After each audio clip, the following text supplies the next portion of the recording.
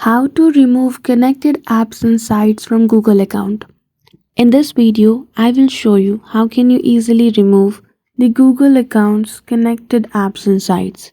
So without any delay, let's get started. For that, you need to open your Gmail application and then click on your profile icon. Once you click on your profile icon, you will see the option of manage your Google account.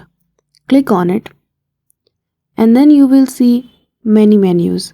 Scroll right to search for the option of security and then scroll below, and under the category of your connections, you will see all the applications where your Gmail account is connected.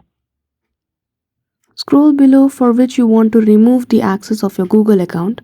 For example, I have chosen Pinterest. When I click on it and see details, I have the option to stop the access of my Google account, and then you need to click on confirm. And that's it.